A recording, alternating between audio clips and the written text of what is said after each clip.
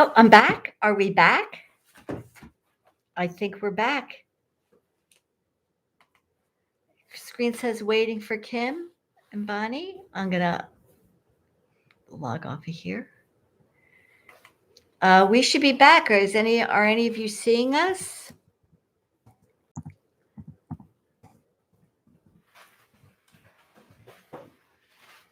Amazingly enough.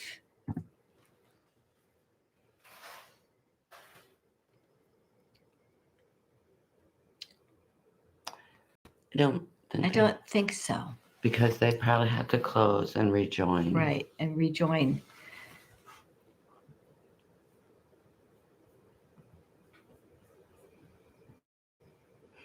Ah, awesome. Oh, okay. Hi, Michelle. All right, Michelle. You know what? Because you're here, we are answering your question next.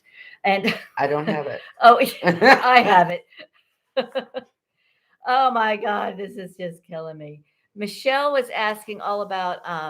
Oh, she closed and rejoined. Oh, That's okay. why she can. So you closed and rejoined. Awesome. Okay. Well, hopefully everybody else can figure that part out with us. And Michelle, I'm just digging up your question. So in the meantime, Kim, why don't you answer one of these other questions? Because Michelle, I have your questions on another document. Elisa asked, what do I do when you're grouting and a tile falls off? I usually use some like quick setting glue to stick that piece back in, or I might mix a little thin set and then carefully grout around that area and let it all cure at the same time. Okay, so does that answer that question? That was from Elisa. And sometimes if I'm not in a hurry, I will actually just properly repair and then go back and do a little grout patch, just so you guys know. Up and neat, people are starting to come back in. So, Michelle, we're going to read your question. It's pretty long and answer it probably in parts, because I love that you started with, I have a rather complicated question. This is about combining different adhesives in different parts of a really large glass mosaic. So mostly Michelle's doing stuff for interior placement and dry, so not like a steamy bathroom. Using a Ouija board substrate for larger pieces. And so sometimes, if I'm understanding correctly, you're mixing stained glass and small T and some found objects and using what is appropriate for that exact material as far as your adhesive.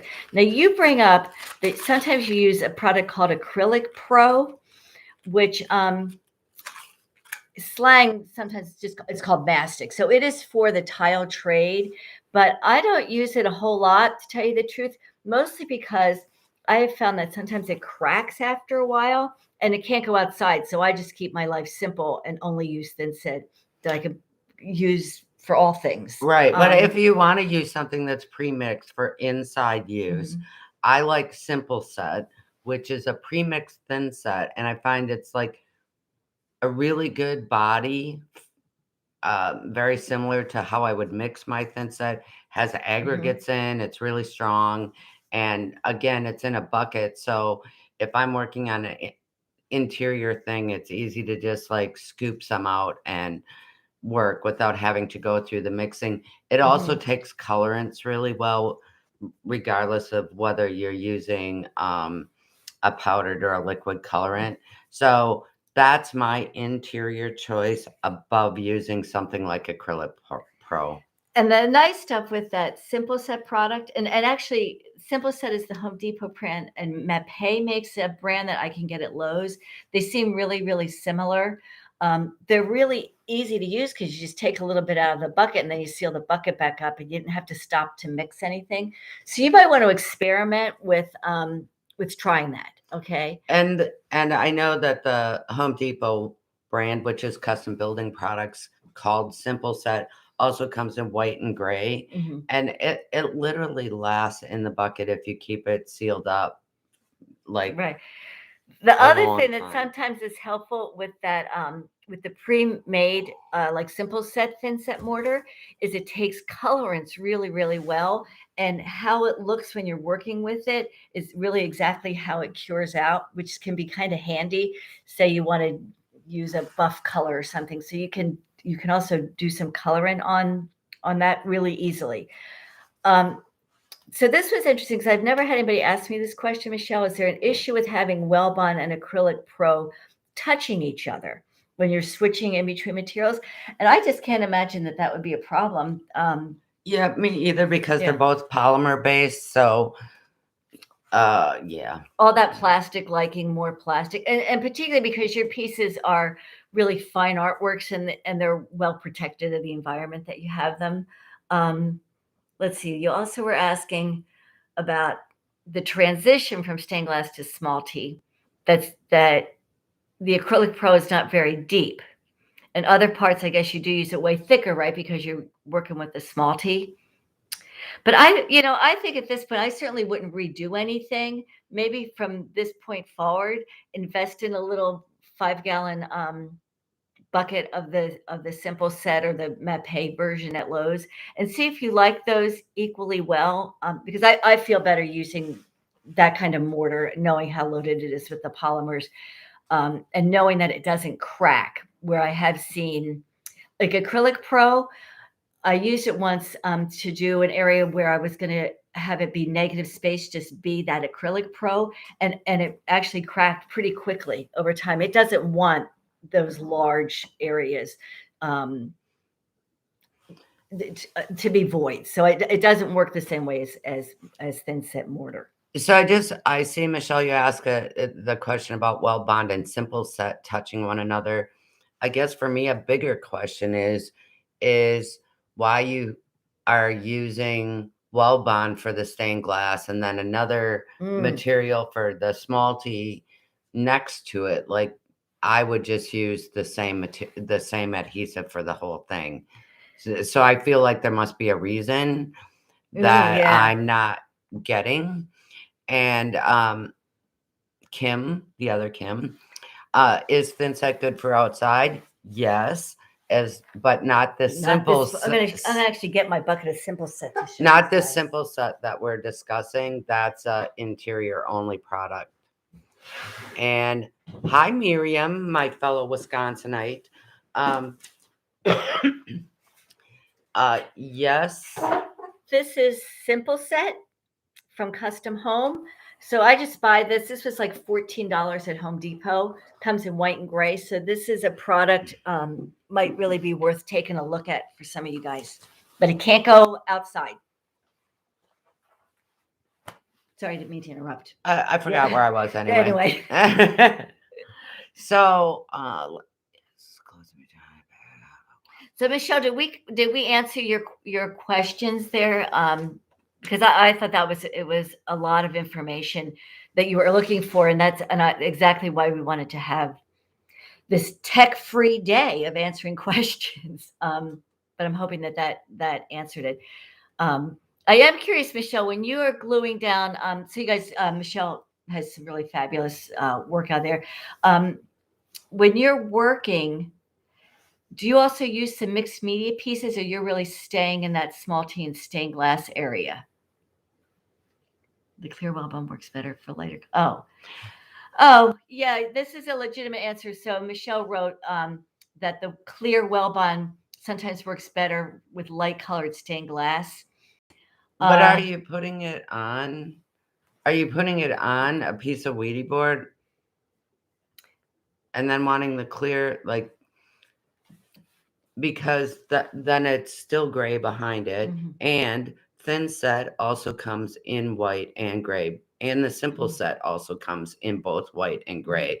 So I feel like you're trying to get a certain background color behind. Maybe I usually use white thin set on stained glass, and then it's just white behind it, as if I had a white board. So I can be going onto a piece of Wheatie, and then the gray went away.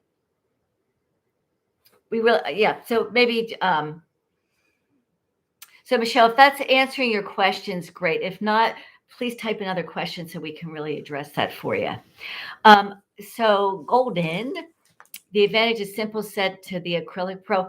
Like I said just a few minutes ago, I've had the experience of that acrylic pro cracking after some time, where I feel like with the simple set, there's some sand aggregate in there and all those polymers. It just makes it a much stronger product. Yeah, it's more closely related to real cement-based thin Mm-hmm. set without any water in Mm-hmm. it, basically. So it doesn't have this chemical reaction that causes thin set to cure. It's more of a drying reaction. So and it's just stronger. It's just stronger, yeah. And just as easy to use, because I get the thing with the acrylic pro is it's just really easy, right? We buy a little bit, we open the tub, we use it, we put the lid back on, and it's just super easy.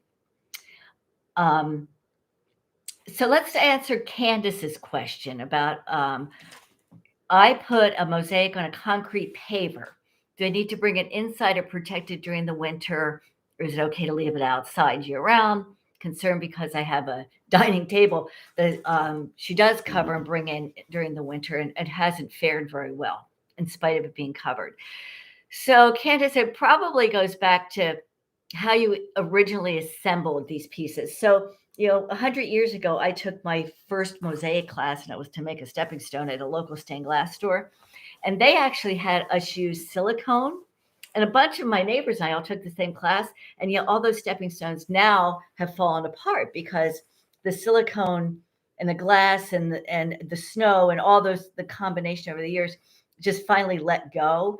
So I think if you made your paver using appropriate thin set, then it should, in theory, be fine outside. Well, right. But And if the materials you put on the paper, like there's a lot of unanswered questions in that I have in your question. right. So each material has to be rated for outside.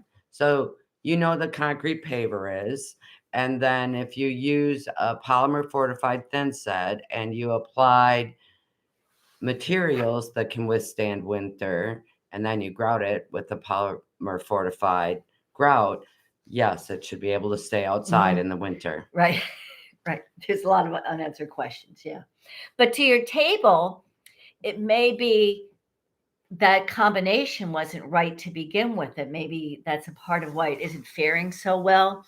So I'd be curious what you mean by not faring so well. Again, that might have been the substrate that you attached it to. Like what part of not faring well, right? Mm-hmm. So L, not sure who L is. This is a big open question now, isn't it? L. Send us the question. Do you think using a grinder is cheating for glass mosaic artists? Do you think a true artist should master cutting and not rely on the grinder? So coming from a stained glass background, which I think a lot of mosaic people in the US come from working in stained glass, where we used our grinder to make everything shaped perfectly. It's hard to let go of the grinder. It's real hard to let go. But we're making mosaic, so mosaic should be made from individual pieces. That's how I feel. And I think that we're taking too much time grinding everything to be exact. I'm like a perfectionist. I'm working on something right now again, and I'm trying to cut everything perfectly, but they don't need to be so perfect all the time. If you're trying to get a specific shape that you can't get in cutting, there's two things I would say about that. One, think about how to cut it into 3 shapes to make your big shape. And yes, I do use my grinder and or a file occasionally to take points off. More, I'm down to the diamond file thing to get those little chunks out of the way. So I do agree with Kim on the whole. That being said, we do a lot of stained glass mosaics in my studio. And sometimes I feel like I really need that grinder. But if I teach an introductory class, I hide the grinder. I don't even tell students about it, because what's going to happen is there'll be like a line waiting, because we'll get caught up in the grinding and not just stay in the work, in the making. in the making. So a lot of us are really, really good about distractions and not staying in the work. So yeah, I think it's a valuable tool. I don't necessarily think it's cheating. I think it's really almost a case by case what it is you're working on. That work for Yeah. you? So Michelle, I really like the way the stained glass looks when I use Well Bond and the viscosity of the Well Bond. So that's all good. But I'm moving to something new. And so asked, what about mixing Well Bond and Simple Set? Would that be a problem? Mixing them together? Yeah, no, I wouldn't do that. Simple Set's already been formulated to glue things. Having them touch each other, I don't see any issue with that. Yeah, so I don't know that there would be a real benefit To to mixing them. mixing them, because for you, what you like is that the light going through that piece of glass, and it's now the Well Bond is clear, and so it's just bouncing off of whatever your substrate is. So I would probably just stick with that. Oh, next to next to each other. Oh, I don't think next to each other is a problem. No, No, I think that's all good. as long as it's all for inside, use your Well Bond and stick it next Right. to it. So let's see. We have any other questions? It's only started using stainless. Oh, good for you, Miss Casey, that you've never used a grinder. So you're not spoiled. Right. You know. Well, I think the thing is my stained glass background coming to Mosaics was actually fitting together stained glass and letting windows. And yes, then everything needs to fit perfectly together. But in the case of Mosaics, it needs to fit. It just doesn't need to be quite so perfect. And Yeah, I mean that's the beauty, right, of why some of us are attracted to mosaics that had some stained glass experiences. All of a sudden, not all of a sudden, part of the beauty of the mosaic is that you don't have to be as good of a cutter. You don't have to marry those pieces to do the solder. right. So I like to embrace that. So Kim is back on. So let's talk about this weedy situation. And that was the very first question. Okay, and some of you may have heard all this already, and I apologize, but I really want to answer Kim's question. I'm doing my first outdoor mosaic on Weedy board. I'm in Loveland, Colorado. Temperatures from 100 to below zero. Yes, Kim, I live in Wisconsin. Very similar temperatures. I'm attaching Weedy board to the side of a shed with screws, which is a better adhesive. So I come from a tile background, and Weedy board was made to have tile set on it with thin set. So that would always be my choice for attaching. Just making sure you have a thin set rated for exterior use. You're going on a vertical surface, so it doesn't have to be like epoxy and water's not going to be standing on it or any of those things. So I would go with thin set. Again, the grout, polymer fortified grout, rated for exterior use. I've been using custom building products, which is easy for all of us to get because Home Depot carries it. And as long as it says polymer fortified on it and sanded, not unsanded, that's the way I would go. So just one quick thing, because you're hanging the piece on a wall, that's a real advantage to artwork that's going outside, because you're not going to trap water, right? Water is kind of the enemy outside, especially that freeze thaw, right? You got the snow and then it melts and then what have you. But if it's a vertical installation, the water is always going to find its way to the ground, and that's really to our benefit. The other part of this question you had asked about grouting it inside first and then taking outside. Absolutely. I do as much as I can in a controlled environment. And, I don't want to be standing out there when it's 100 degrees grouting a piece. I would much rather do a couple of patches where I have to hide screw heads, but I'm going to do as much as I possibly can inside flat where I can easily get to it. Well, I think the most important part about that is you're able to control the environment inside, and so it's not too hot and not too dry, and your grout isn't like curing too fast and all those things. And it's easier just to screw it up and patch them couple of spots, and and grout around those. But make sure that you've made a plan where your screws need to go before you start the mosaic, and that you have weedy washers in those spots so that the screw doesn't pull through. Yeah. And then the other part of your question, Kim, is you had asked about that you bought a small tub of Fusion Pro, but Kim and I don't know what that is. If you can elaborate what that product is, maybe we can bounce that around a little bit more. And Beth, hi Beth Joblo, how are you? Nice to almost see you. So Beth is asking, I'm thinking about buying a Dremel. Which attachments do I need for china, ceramics, pottery, porcelain? So we own the Dremel. I do use it sometimes. My husband uses it a lot more than I do. And it just came with a whole bunch of heads, like just a very basic one. I think he even may have got it from like Harbor Freight. And it had I think then you just got to play with what head is working best for your piece. Well, I think also you just need to look for diamond heads if you're going to try and either drill holes or try to grind a little off the edge. But I'm a hand tool kind of person when it comes to mosaics. So I have a diamond file. There's bigger ones that are for tile setters and smaller ones that are more like jewelry size and other things. So I use diamond files to do my little bit of shaping. And I also wanted to mention, when you're shaping something that you're going to grout, you really only have to worry about the edge where it shows. You don't have to have the whole edge flat. You just have to have the edge where it meets the grout that you see.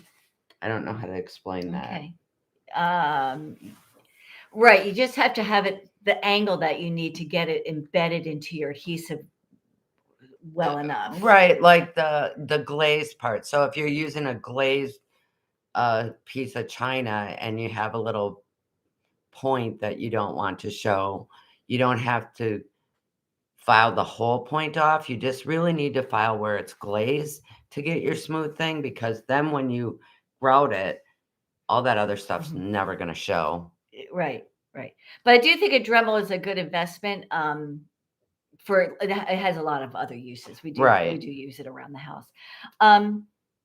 So back to Fusion Pro. I'm kind of remembering this. So that is their high-end grout, Kim. I think Fusion Pro. It's a new line by Home Depot.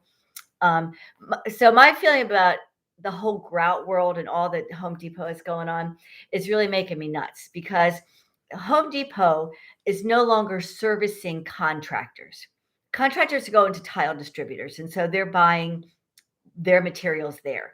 Home Depot is trying to push all of us to their Simple Set series, which is a bunch of quick stuff like pre-mixed grout, a lot of pre-mixed stuff, which I'm not in favor of. It's not that hard to mix the materials, these adhesive, properly.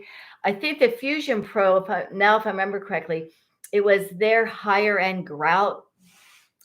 And what I didn't like about it immediately was that it didn't appear that you had control over how you mixed it. You almost had to like mix the whole bag or be getting out your scale and weighing it out. It just seemed like a lot more work than I wanted to do. Now, mind you, I'm in a metropolitan area and I can go to a tile distributor and I can buy really nice high-end grout and other materials that Laticrete and Mapei make pretty easily. So that tends to be the route I go. And Anita's saying Fusion Pro dries very quickly on top, very sticky. Yeah, it's coming back to me now. Sorry, senior moment. Yeah, I've been hearing that it's really a pain in the neck to work with. And I'm not about just doing something for the sake of it being a pain in the neck. I just want it to be right. Yeah, and I buy a lot of products at Home Depot, but all the ones I buy, except with the exception of the Simple Set, are in a bag and I mix them and they're polymer fortified. And the other thing is that they're now, if you ask the people at Home Depot, they'll tell you, oh, this isn't rated for outside. Well, they've been using that product outside for 30 years, polymer fortified thin set and grout. It's kind of covering their butt thing, because if it fails, because a homeowner used it as opposed to a professional, they're going to be back and saying, oh, my tile fell off. A tile setter knows how to mix it, right? But a lot of homeowners don't necessarily do it correctly. Then it fails. So they're pushing everybody to these like home DIY, right? Yeah. Even though right underneath that is the, bag of good thin set. About a year ago, Kim and I we're killing time. We were doing some legitimate research, and we started looking at data sheets on Home Depot's grout and thin set to compare to previous data sheets, because places were coming out and saying, oh, but this isn't rated exterior, or I mean, I got into a whole tiff with a guy at Home Depot. And what we came to realize is once you really read down into the data, it was exactly the same. They hadn't changed anything. What changed was their fear of litigation. Right. Of homeowners doing things wrong. So it's just been kind of an interesting other thing going on. Let's see. Somebody asked about glass on glass. Mm-hmm. Yep, Mac glue seems to be the world of glass on glass if you want it to be translucent and see-through. So that's what I would recommend. Yeah, now I use Mac glue a lot for glass on glass and have had pretty good success with it. I did have a student who had some pretty large pieces and did the Mac glue, and it took a while for it to really fully dry out clear, like a couple of weeks. Yeah, same with Weld Same Bond. with Weld Bond. So I think the important point is whether you're using Mac glue or Weld Bond to do glass on glass, you need to keep your pieces small. You can't take like a 3-inch long piece of glass and stick it down, because once the edges dry, no air can get underneath. Oh, right, to the center to dry. To the center to dry. And I've had the same issue with a piece I made that was glass on glass and Weld Bond. And my pieces were really only a 1/2 inch square, and it took like a good 30 days for that Weld Bond to dry, because like I said, it dries around the edge of the piece of the glass, and then no air can get behind it to dry it out clear. Yeah, now I use so Miss Casey, I actually use silicone as well on glass sometimes. If I do have a larger piece, now I have found about the largest I can go without getting bubbles. It's maybe like 2 inches by 2 inches. I can't get really big.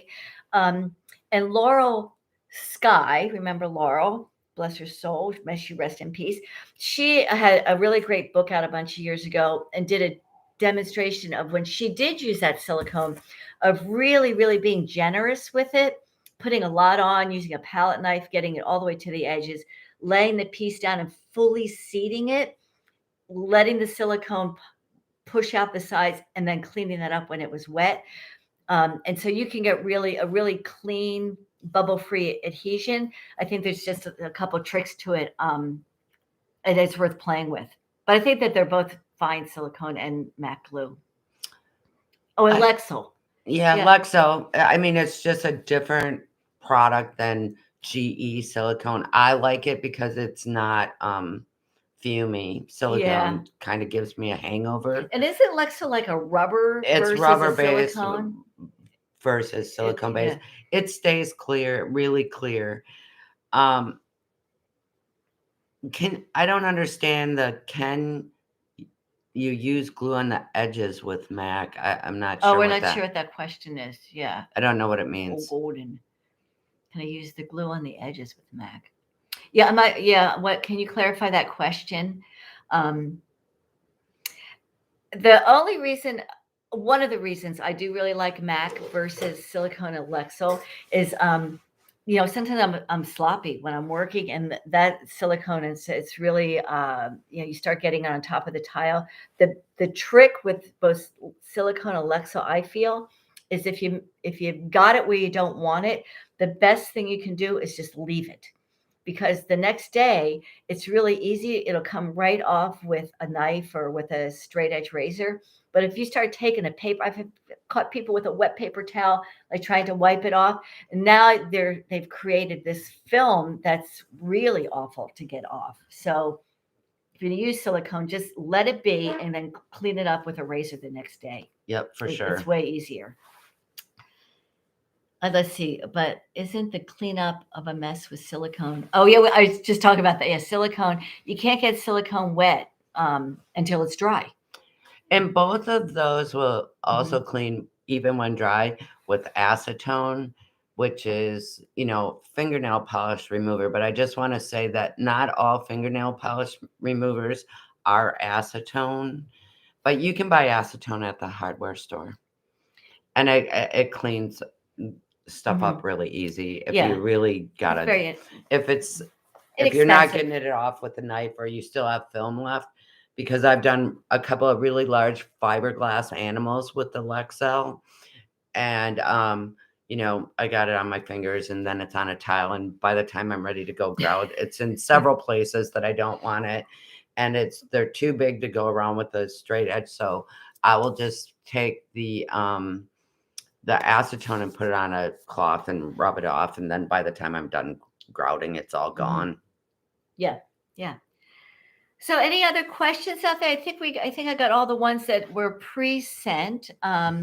Oh, I meant to use a brush with MAC and place the glue on my edges of a big test. Do not need to cover the whole area of my piece of glass. Oh, just to glue it on the outsides. Hmm. I'm not I'm not sure about that. I would I'm saying doing a sample. That's what I would do of what you're trying to yeah. do. I'm not really sure. Yeah, because when I have something large, I want to make sure it's really well adhered. I don't, we don't want anything falling off. So I would do a test on that. So let's see, Anita, do you think adding admix to your polymer fortified grout for outdoors makes it too rigid to withstand freeze thaw? So here's the thing. Admix is for thin set that doesn't have polymers in because it is the polymer. That's what admix is. It's liquid polymer. So Mhm. that was developed before they developed a way to put the two things together. So first is always read the manufacturer's instruction Mhm. on the thin set that you have. But the milk or admix, as it's called because it's white, is basically the polymers that they're now already putting in a powdered form in the powdered thin set. But it's a really good question Anita, because something I've noticed we have in Northern Virginia, right? It is in Northern Virginia, so, a franchise called the Tile Shop. Hmm. And the tile shop is making their own grout and thin set, and they're not putting polymers in it. They're selling the polymer as milk, as a separate Right, gallon. So when I first started making mosaics, that's how it all was. right. And then it changed. It got way easier because I would rather not be schlepping around The another power. gallon of something. Um, so And you it's can still buy it, yeah, and even at Home Depot, you can buy thin set that doesn't have polymers in it. That's why they're also selling the polymer there in the right. bottled form. So you could So, amp it up, but I feel like it may be duplicate unnecessary work if you already bought polymer fortified grout to then be adding the milk to it. I don't know that it's going to buy you anything. Okay, so let's see. Kim, I hope that answered your question, Nita. Will the Wheatie board hang flush on the side of my shed with the Wheatie screws, or do I hang it another way? the, Oh, the okay. weedy washers will be underneath your tile, and Mm-hmm. then whatever fasteners are going to go through, not all the way through, but the washers keep the screws from pulling through the weedy board. So yes, it will hang flush if the side of your shed is flat. Yeah. If it has some other kind of siding or whatever. Right, if you have a Uh, flat surface that you're going mm, onto, then it's gonna hang flush. Because when we have these pieces to go outside, a mural or something, the 2 ways to hang them is you could just screw them to the wall, or you hang them like a picture with a French cleat or with D-ring and wire, depending on the weight. I think it's always really nice when we can screw into the wall, and so that it'll be as flush as the wall is flush. And then you hide them. You hide your screw heads. Okay, anything else, you guys? Well, I want to apologize, but thank you. So, yeah, apologize because technology is just killing us. We're really trying to figure this out. But I really want to thank you for taking the time to listen up. Kim is visiting me in Northern Virginia, which is a real treat. We try and get together a couple times a year, and we're making some new videos. What are we making a video about? We're making another mosaic tabletop. Stay tuned. We think we may have figured out the problem of a good tabletop bottom. So hang tough. We'll have the answer soon. And we're making a house number. We want to talk about doing some exterior work. Oh, Anita, do you think sealing might help prevent the cracking? thinking about vertical installation risers of an amphitheater. Oh, I don't think sealing helps with cracking. Prevent cracking. No, it doesn't. The No. sealers doesn't have anything to do with the cracking. The cracking is from either improperly mixed materials and or from the substrate moving, right? So if the substrate's moving, that That'll will make a cause crack. Yeah. That's why we don't want to use wood outside, because wood expands and contracts and it will crack the rest of the things. So cracking Yeah, sealant is unrelated to the cracking. The cracking is something else. It's just something else. Yeah. So sorry it was that we wish we had an easier, more positive answer. Like, oh, wave my magic wand and it'll all be fixed and I'll never have a crack. Yeah.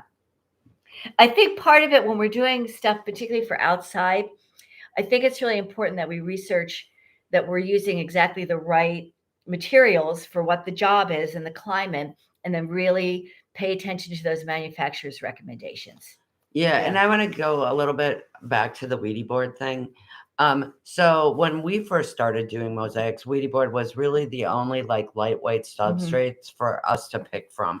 But now they're like everywhere, and it's not just Ouija board. There's Go board and the Curdy board and hydro band and hydro band. So we have a lot of options for lightweight substrates to go outside, because when you look at them, they're fiberglass, cement, and styrofoam. All those things can go outside. So there's a lot of really good things on the market, and it's way easier for us to get our hands on it these days. Yeah, and it's always with a grain of salt. A lot of these products are created for the tile trade, not for mosaic artists. A lot of our materials were created for the tile trade, not mosaic artists. And so we have to adapt them for our purposes. But there's a lot of great stuff out there that we can make work for us. Yeah. Right. I just seen it. Oh, when is our YouTube with the house numbers going to be up? Well, as soon as I finish making it, we got to glue the tiles down, and Bonnie's got to get the video together, because that's not my thing. But I have faith that she's just going to zoom that right out after I leave, and she has time to edit something.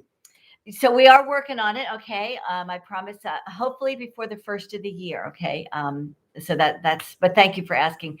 And the tabletop thing has been haunting Kim and I for years, because table bottoms are just a stinking problem. There was a period in time where you could buy really interesting bottoms online and they were reasonably priced. And now there's not a whole lot out there. So we've spent a lot of time kind of researching some options that make it cost effective, right? That we can really so that the edge is protected and you're not like running from thrift store to thrift store looking for a table that you can mosaic the top of and have the edge protected. Because up until these tables that we found, my very best table bottoms, I no kidding took out of people's trash. I'm not proud. All right. I'm not proud of it, but I have. So there was a question, is this being recorded? Well, we believe so, but we have had our technical difficulties. Thank you for all who stared at my armpit for a little while earlier today and then rebooted. So we're hoping it's recorded. Give us a little while. We'll work on that. Maybe check back in tomorrow. They love your glasses, Kim. Oh, yes. This is one of the few pairs I didn't get online that I got from my local optical store. And I actually broke them within a week of getting them. And I went back to have them replaced and they didn't make them anymore. And so now they're out of the glass frame sales guy sample case.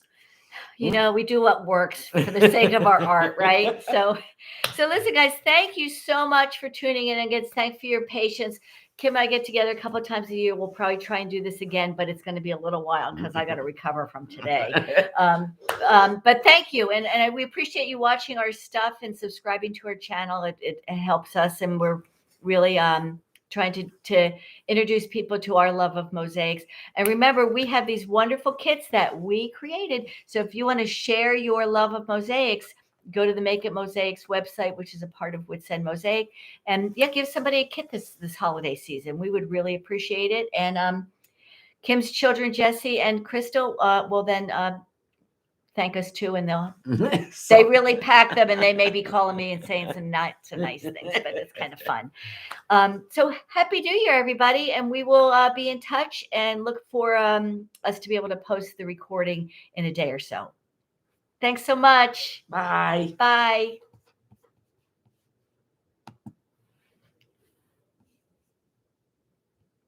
So, see, the thing with